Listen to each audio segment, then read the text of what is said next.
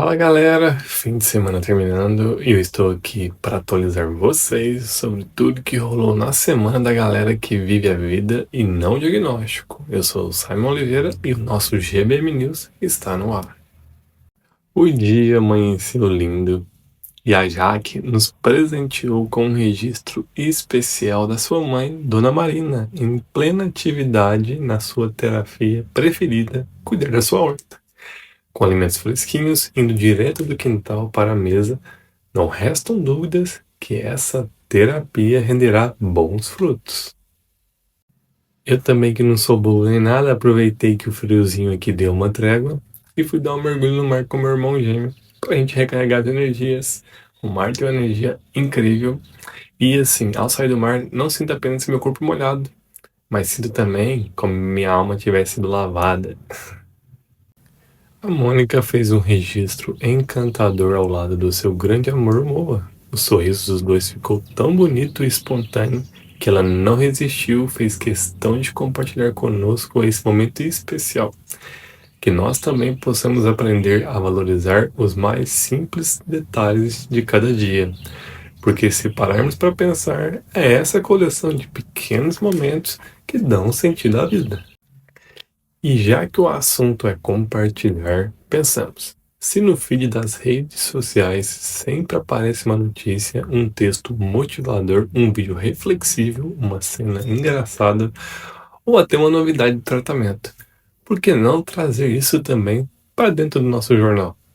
Pois é, a nossa produção, que está online e antenada sempre ao ver nas redes sociais algo bacana a trazer por aqui. Assim estreia hoje o nosso quadro Pintou no Feed. Vamos juntos conferir o que tem para hoje.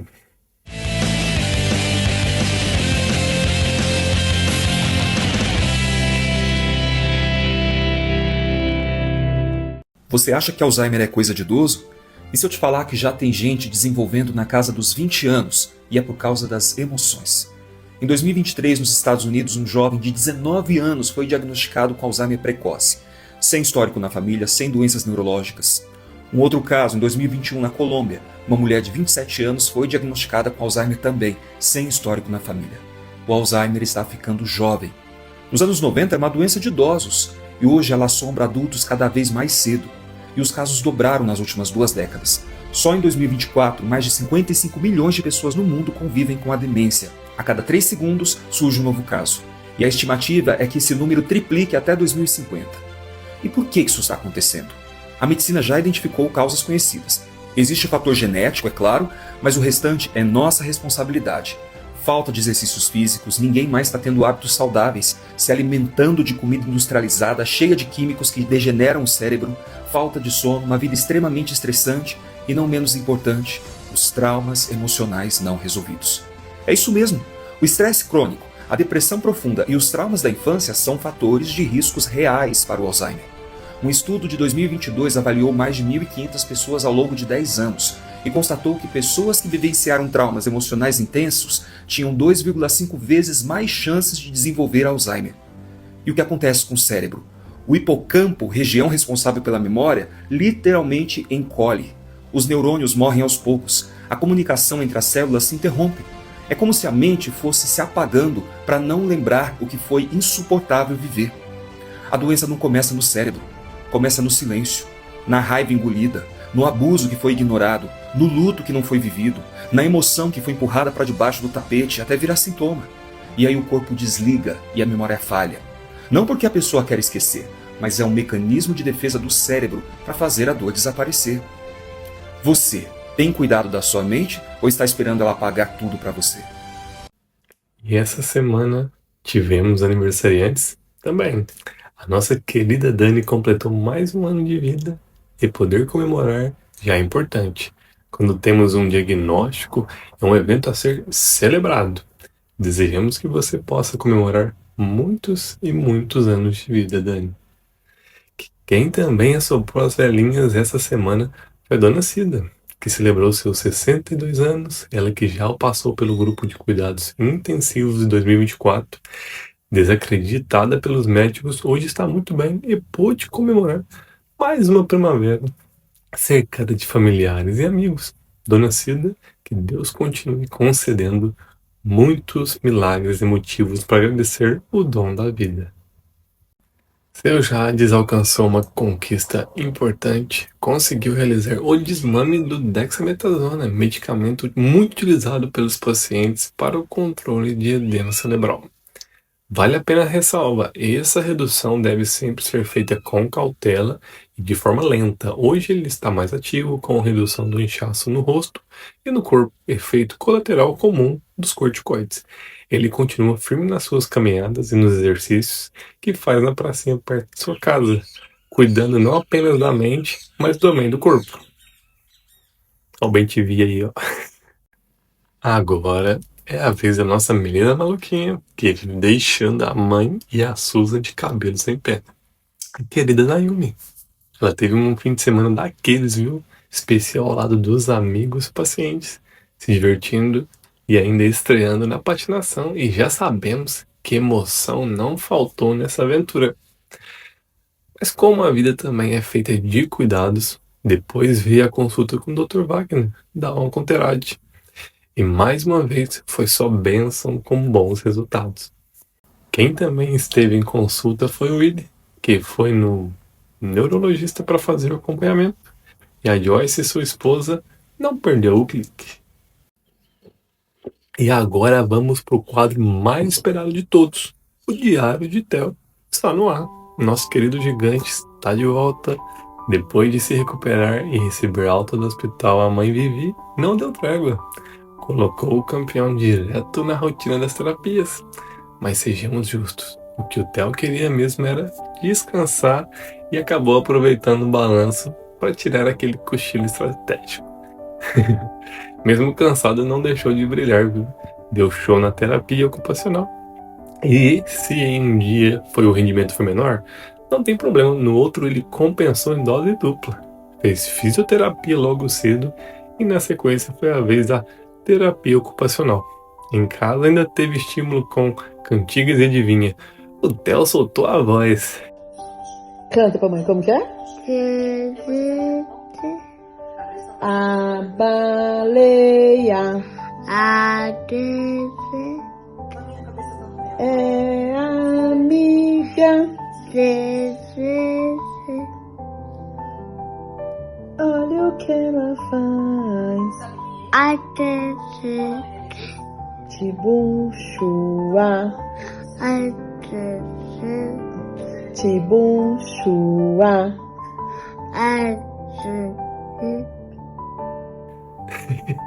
Esse menino tá demais. É uma super rotina de cuidados e terapias, mas ver que tudo isso está funcionando e que o nosso Theozinho segue evoluindo cada vez mais não tem preço. Depois do Theo não tem jeito. Eu sempre preciso tomar um fôlego. Vamos pro intervalo, mas não sai daí. É rapidinho. Oi, já sei, presente pro namorado. Dimitri por R$25,75. Nossa, adorei esse batom em lá.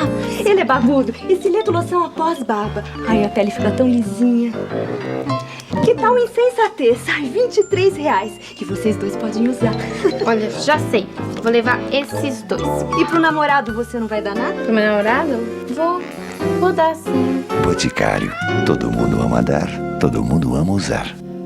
Estamos de volta e teve surpresa para Dona Claudete, a mãe da Ellen. Ela reuniu a família e fez uma revelação para lá de especial, anunciando que seus pais agora estavam sendo promovidos a vovôs.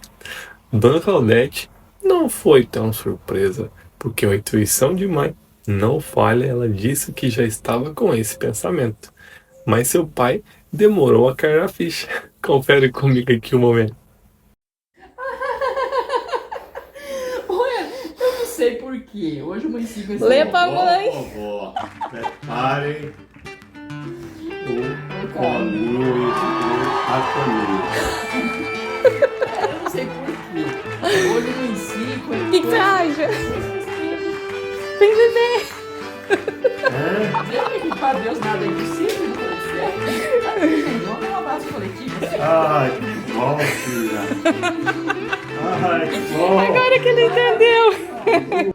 E olha só quem reapareceu por aqui depois de um tempinho, o seu Moacir, o nosso querido garoto capricho. Recentemente, precisou ser internado por conta de uma complicação intestinal tão séria que chegou a levar os médicos a desenganá-lo. Mas o seu Moacir não estava sozinho. Tem um verdadeiro time que não dorme em serviço. Sua filha Amanda iniciou uma busca incansável sobre os possíveis efeitos adversos de uma medicação que ele já usava há bastante tempo. Na literatura médica, encontrou evidências, mostrou aos médicos e conseguiu convencê-los a adotar uma nova abordagem de medicamento. Resultado: em apenas 48 horas, o quadro dele já apresentava melhora significativa. Como bem disse Amanda, ninguém conhece melhor o paciente do que seu próprio cuidador. De volta em casa após a alta médica, o nosso garoto capricho já retomou sua rotina favorita: cuidar com todo o carinho das suas orquídeas. Seu Moacir, temos certeza que o senhor irá superar mais essa tendo ao lado da sua família tão linda e amorosa. Vamos combinar que ter uma filha estudiosa, teimosa e encrenqueira é o melhor caminho, viu? E vou finalizar a minha participação com a história de uma tatuagem. Vocês veem aqui no grupo, comum, né? Alguns familiares fazerem tatuagem para homenagear seu familiar que partiu. E com os irmãos do Fabiano não foi diferente. Bom, na verdade foi sim, porque a Susan estava envolvida. E quem a conhece sabe que quando ela está no meio de alguma coisa, nada é tão simples assim. Melhor do que eu falar, vamos deixar que ela mesma nos conte essa história. Gente, esse rolê começou dia 29 de julho, 9 horas da manhã. Quando, em uma ligação de quase 1 hora, Poliana me diz: Susan, eu, Luciano e Fabiano tínhamos combinado de fazer uma tatuagem juntas. E acabou aí que aconteceu todas essas coisas, tratamento a gente não fez. Mas eu e Lu queria fazer, mas estou sem ideias. Ao que ela me diz: veja aí, minha irmã, deu uma ideia para a gente fazer alguma coisa? Meu amor, é perguntar pro macaco se ele quer banana. Pra que ela fez isso, Brasil? Ontem de manhã, a dona Poliana me fez um pedido de Luciano. Diz ela que vocês estavam para fazer uma tatuagem junto, que não sei o que, não sei das quantas, minha filha acabou não fazendo, que ela queria fazer uma tatuagem, né? Que representasse vocês três, que ela tá sem cabeça, sem ideia. Aí o que ela fez? Pediu pra quem? Pra mim. A mais doida do rolê. E eu aqui quebrando minha cabeça, aí veio um insight, falei, já sei. E aí tô eu aqui, né? Com a inteligência artificial tentando colocar aqui no traço que eu queria, o que eu imaginei para vocês. E ficou pronto, Brasil? Ficou pronta a minha ideia?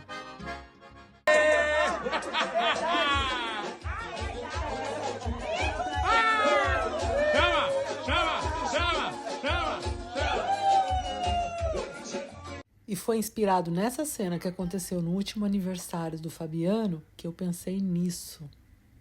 Susan, só você, viu? Ficou linda a ideia, né? Ficou perfeita. Amei. Até essa tatuagem sair foi muita resenha. A gente não pode ter aqueles braços da tiazinha que vende acarajé. Não sei por que as mulheres tudo braçuda, tá? Fique aí, fique com o braço vai gordo, Poliana, vá. Só não enche meu saco. Não, Susan, tá ótimo isso, viu? Você... ou seja, a gente entra na rédea, né? Ou entra na rédea. Rapaz, eu tô aqui que não me aguento, viu? Seu boneco é sacanagem, Susan. Ué, você achou o quê? Que era só pra Poli? Meu amor, pau que dá em Chico, dá em Francisco. Quer dizer que Poliana tem um braço de baiana de acarajé e eu tenho a barriga de seu boneco. A gente tá fudido. Depois de toda a resenha, eu ainda tive outra ideia. Porque sim, eu tenho que agregar um a mais sempre. Ô, Poli, sabe o que eu pensei aqui agora? Você vai lá fazer a tatuagem do mesmo cara, né? E aí, o braço de Fabiano era todo tatuado. Ele pode fazer a tatuagem ali pequenininha, mais ou menos do Fabiano, no braço dele aí do desenho de vocês, entendeu?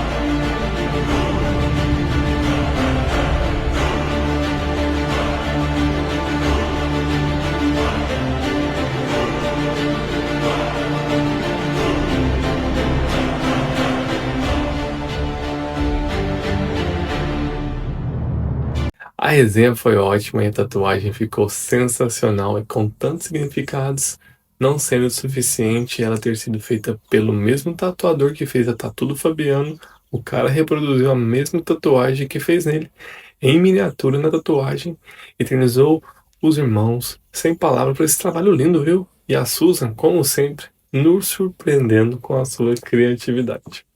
Falando nela, eu vou ficando por aqui, mas você não sai daí não, viu? Porque pelo que eu entendi, ela disse que hoje vocês precisam conversar. Fui! Simon, muito obrigada. Vamos seguir daqui. Vocês sabem que no grupo a gente procura conversar sobre tudo, desde temas mais leves e amenidades, até aqueles que a gente tenta a todo custo evitar. Só que a vida nos mostra que são justamente esses assuntos delicados que muitas vezes deixamos para depois que podem fazer a diferença quando determinados momentos da nossa trajetória chega. Eu sei que esse é um assunto que muita gente prefere não encarar, mas peço, fiquem comigo. Porque é conversando abertamente que nós vamos conseguir tirar o peso, trazer clareza e transformar essa etapa em algo mais humano. Então, não sai daí, porque hoje nós precisamos conversar.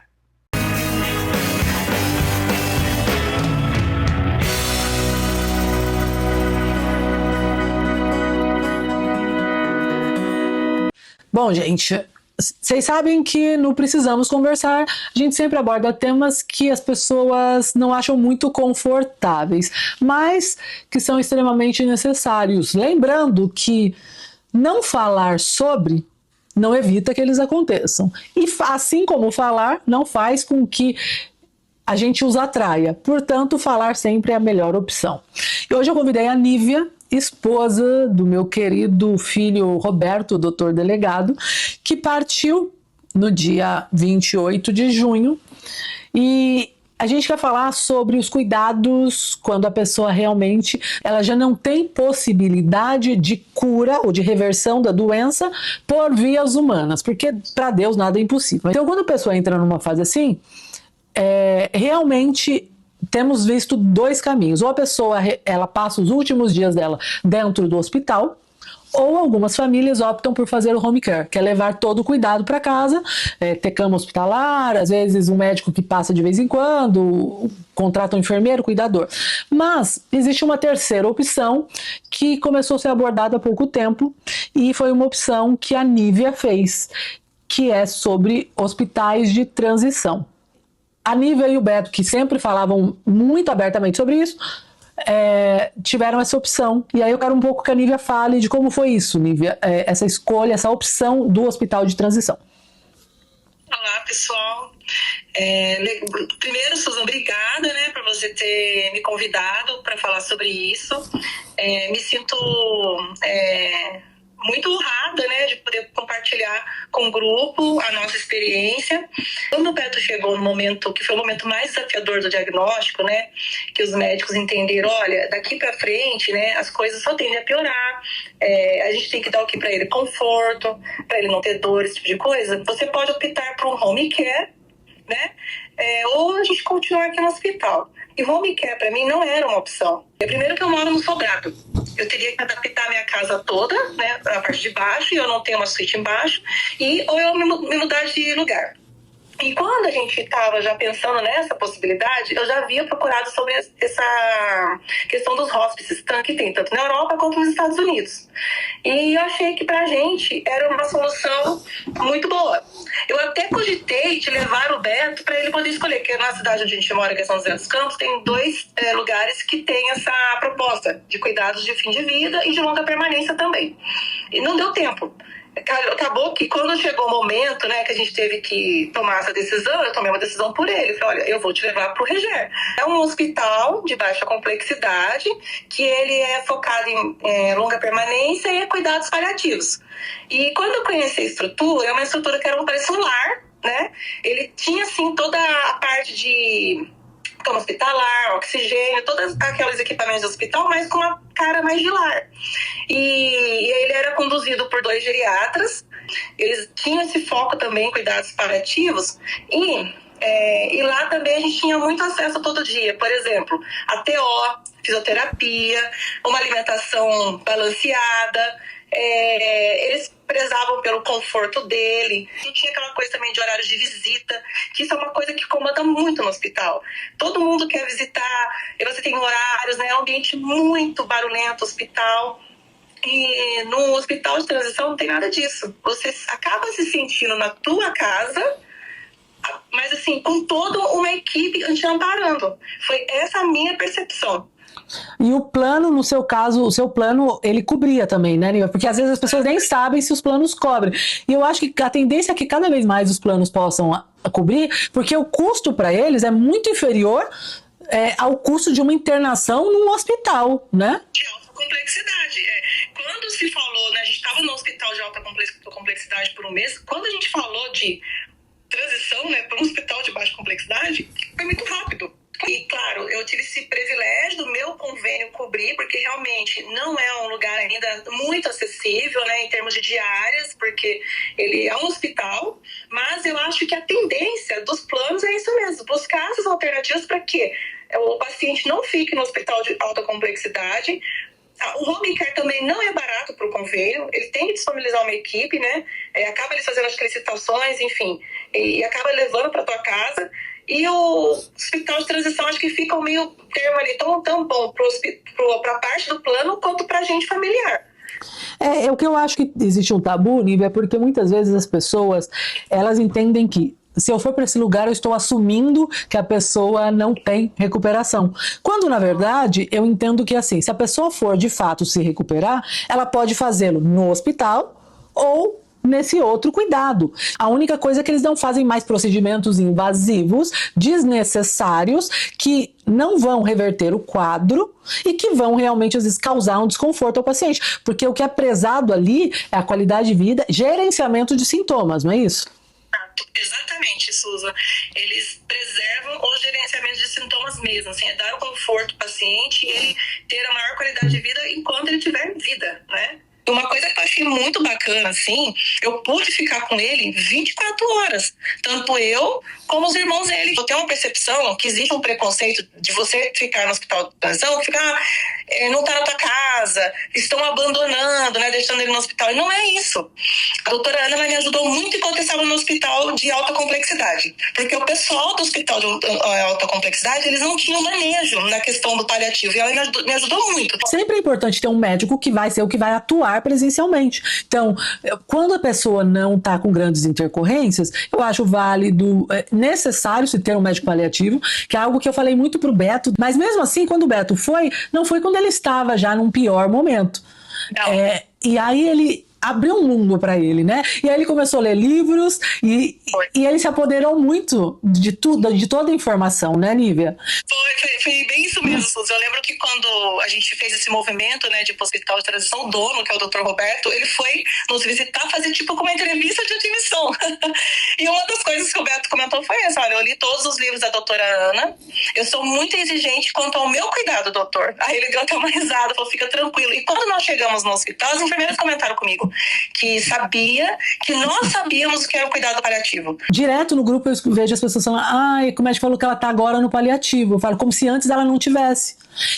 E o paliativo, gente, não é desistir da vida, é desistir de procedimentos que me façam sofrer. Agora eu opto por coisas. Eu quero continuar tentando conter a progressão, mas não mais por vias que me gerem dor, desconforto. Exato. Então as pessoas, elas têm que entender que quando fala você está em cuidados paliativos exclusivos, não significa que, olha, agora vai para casa, senta e espera a morte chegar. Não é isso. Então, assim, escolher às vezes esse caminho, e eu conversei muito com o Roberto sobre isso, não é desistir de viver, é desistir de sofrer, né? Eu acho que tanto o Beto quanto o Fabiano foram grandes exemplos disso, porque o Fabiano também findou os seus dias numa clínica de transição, que lá em Salvador, onde a gente, assim como você aí, recebia todo mundo e tinha liberdade, e vinha várias pessoas na mesma hora, e você trazia coisas de fora, não tinha dificuldade em implementar nenhuma, seja aromaterapia, seja o que você quisesse. O Fabiano também, a família dele foi acolhida. Inclusive, assim, para mim é um marco aquele festa de Abadá que a gente teve lá, o carnaval no quarto do Fabiano, porque as pessoas pensam que é um lugar onde só cabe a dor. Mas para mim é um lugar onde o amor transborda e a pessoa ela consegue sentir, porque ela não está dopada a ponto de não vivenciar tudo. E o Beto teve muitas fases, né, Nívia? Fases onde ele estava mais tranquilo, mais choroso, mais introspectivo, fases onde ele estava sereno, onde ele estava feliz, ou seja, tudo isso dentro do mesmo ambiente, porque não era a opção apagá-lo para não sentir, a opção era gerir todas as coisas para que ele sinta a vida dele como ela é, com as dificuldades, com os medos, com os anseios, né? Uma das coisas que eu vou compartilhar aqui, né? Quando a gente estava no hospital, o Beto, ele adorava tomar o banho dele no chuveiro, fazer as necessidades no vaso, né? Coisas que a gente fazia do dia a dia. E lá no hospital de alta complexidade, isso era muito difícil. Então o banho era no leito, ele odiava. E não tinha ninguém para levá-lo até o chuveiro. Até a gente tentava, eu e o irmão, mas eles até nos criticavam, os enfermeiros, que ele podia ter uma queda, e queda do hospital é um risco muito grande, né? Chegou no hospital de transição, ele falou: eu quero tomar banho. Ele disse: não, você fica tranquilo, aqui você não vai tomar banho de leito. Enquanto você quiser tomar teu banho no chuveiro, então ele tinha um guincho, né? Que ele ficava lá, ia penduradinho, aí colocavam ele no vaso, ele fazia o tempo que ele queria, né? As necessidades dele, aí colocava ele no chuveiro. Então aquilo pra ele, por mais assim, gente, que é uma coisa pra gente hoje, mas muito simples, você ir lá no seu vasinho, depois ir lá no chuveiro, pro Beto aquilo, quando ele foi pro hospital de transição, colocaram ele no vasinho dele, colocaram ele também depois no banhinho, tomar aquele banhinho, pra ele aquilo ali foi uma coisa assim, ufa, era o melhor dia dele. Aquilo sabe? isso aí são coisas que devolvem a dignidade, Nívia. Mas é muito triste quando você pode, você já não tem voz. Eu posso, mas eu não escolho por mim. Eu acho que também teve a parte de que pra você falou assim, apesar de cansativo, apesar de emocionalmente ser difícil, você acha que foi muito mais leve do que pra muita gente, por toda a estrutura de pessoas, médico, enfermeiro, fisioterapeuta, que tinham no local pra te ajudar com a parte física, de levantar, de carregar, não é isso? Sim, isso foi muito importante. Então, o pessoal fala: nossa, deve estar acabado. Eu falei: gente, eu não tô acabada. Primeiro que eu trabalhava o dia inteiro, porque eu tava no período de home office, nesse período que ele estava no hospital, a minha supervisão me permitiu ficar no hospital com ele. Eu só estava ali presente, né? Eu tava assim, convivendo com ele, mas o trabalho mesmo de cuidados, assim, dos profissionais era da equipe. E eu observava tudo que estava acontecendo. E no home care, eu conversando com algumas pessoas, isso era muito difícil, porque cada hora era uma pessoa. Então, não se sabia como que era o paciente. Lá, não. Tinha uma equipe, né? Que já sabia quem era o Beto, o que ele gostava, o que ele não gostava, enfim. Só complementando, né? Eu acho que falar isso com o paciente, não quando ele tá mal, quando ele tá bem, é o melhor caminho. O Fabiano, a Leide não tá aqui agora, mas quando a gente viu que tava tendo uma progressão, que poderia vir a precisar, eu falei com ele: Fabiano, eu agendei pra você ir conhecer a Florence. E ele fez isso em maio. E ele precisou da Florence em junho. Então, e ele foi, ele viu, ele conheceu. Então, ele sabia como era a estrutura. É você trazer para você uma autonomia que talvez o seu corpo já não tenha, mas que você decidiu e as pessoas que te amam vão fazer valer as suas vontades. Muitas vezes a gente, como cuidador, quer decidir tudo por eles. Ai, não, eu escolho, eu faço. E se bem isso nos dá uma autonomia, é um peso muito grande, porque às vezes quando a gente escolhe, a gente fica: será que foi a melhor escolha? Será que ele gostaria disso? E quando você conversou, perguntou, eu acho que você está respeitando o que a pessoa quer. E você só está ali zelando para que tudo seja feito com excelência. E essa questão dele ficar no hospital de transição, a nossa rotina não foi tão difícil, né, após a partida dele, a readequação. Então a gente já estava na casa, que ele já não estava mais na casa, assim, foi mais fácil a gente continuar na casa, né? Porque a gente ficou muito tempo já com ele fora de casa. Então é difícil quando uma pessoa sai um dia e ela não volta no outro. Isso, assim, facilitou esse momento, que era um momento que eu temia muito. Como que vai ser, né? Depois. Bom, gente, é isso. Vocês viram muitos prós aí desse cuidado. Cada família vai ter o seu contexto, cada família vai ter a sua possibilidade. Por exemplo, a Ângela cuidou em casa e para ela não foi nenhum problema. Ou seja, a gente não tem uma coisa engessada, uma receita, mas é mais uma possibilidade para que vocês tenham em conta. E Nívia, mesmo estando tão recente, eu agradeço muito você ter vindo falar com nós aqui do jornal sobre esse assunto, que eu tenho certeza que vai beneficiar muita gente. São assuntos que a galera não quer tocar, mas que eu sei que, assim como foi a conversa com a Dona Ivone, com a Luciana, que muita gente virou chaves naquela conversa, tenho certeza que assim também vai ser por aqui. Muito, muito obrigada, viu, Nívia, pela sua disponibilidade. E quem quiser tirar alguma dúvida comigo, fica à vontade, tá, pessoal? Estou disponível. Tá disponível naquela, que essa mulher é o dia inteiro trabalhando, tá? Daí ela fala, te respondo depois das 6. Já sei. Mas obrigada, viu, Nívia? Fica com Deus. Amém, tchau.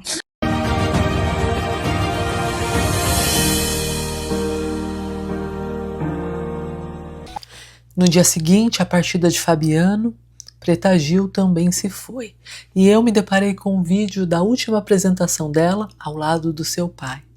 Na ocasião, eles cantavam Drão. Ao ouvir a letra daquela música, eu comecei a escrever algumas linhas, mas tantas coisas aconteceram nesse último mês que eu acabei deixando aquele texto de lado. Hoje, ao completá-lo, gostaria de compartilhá-lo com você. O que me tocou não foi apenas a cena em si, mas a verdade escondida naquela canção. O amor é como uma semente. Para germinar, a semente precisa se transformar. E esse processo nem sempre é fácil. À primeira vista, quando a enterramos, tudo parece o fim. Mas na verdade, é o começo de algo maior. É no silêncio da terra, no escuro da espera, que a vida começa a pulsar de um jeito novo. E a vida também é assim. Em certos momentos somos surpreendidos por perdas que arrancam nosso chão. Em outros, nos perdemos de nós mesmos. O riso que antes brotava fácil se esconde. A fé que parecia inabalável começa a vacilar. A esperança por vezes se refugia atrás das tempestades que enfrentamos. São muitas as formas de luto que a vida nos apresenta. Mas existe uma verdade silenciosa em cada perda. O amor nunca desaparece. Ele pode mudar de lugar, pode assumir novas formas, mas permanece. Germina em lembranças, floresce em gestos de cuidado e dança na memória como um sopro que alcança quando menos esperamos. Talvez você esteja vivendo justamente um desses momentos em que parece que tudo está travado, em que não há perspectiva nem respostas. Talvez esteja olhando para sua história e enxergando apenas o que perdeu. Mas eu quero te convidar a perceber. Aquilo que agora parece silêncio pode ser, na verdade, a preparação de uma nova canção. O que hoje se mostra vazio pode estar se tornando solo fértil. E aquilo que parece beirar o fim pode, na verdade, estar escondendo um recomeço. Porque o amor de verdade nunca se deixa enterrar. Ele atravessa o tempo, resiste às despedidas e encontra um jeito de permanecer, mesmo quando tudo parece vazio.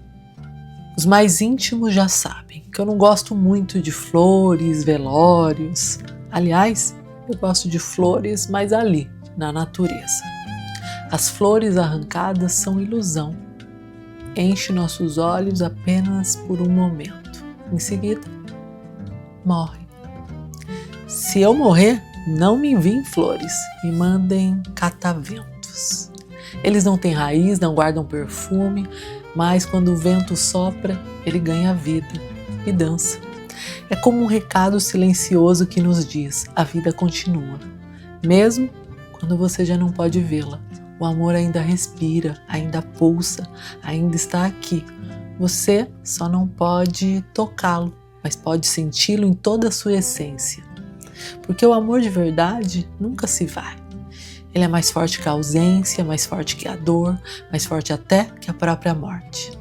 Ele ressurge em memórias, em sons, em cheiros, em lugares. O amor é movimento, é brisa, é tempestade, é vento. Acho que eu finalmente entendi. O amor para mim é catavento. Se Deus permitir, nos vemos na próxima semana. amor da gente é como um grão, uma semente de ilusão. Tem que morrer pra germinar. Plantar em algum lugar, ressuscitar no chão nossa semeadura. Falha nossa! Agora é a vez da nossa menina maluquinha que vive deixando a mãe Susan. Peraí que eu errei, não é mãe Susan não. Quem também esteve em consulta foi o Willy, que foi na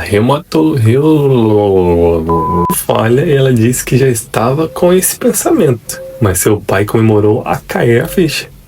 Comemorou não, demorou. Estamos de volta. Opa. Ramos, tudo parece o fim, mas na verdade é o começo de algo maior. É no silêncio da terra, no escuro da espera,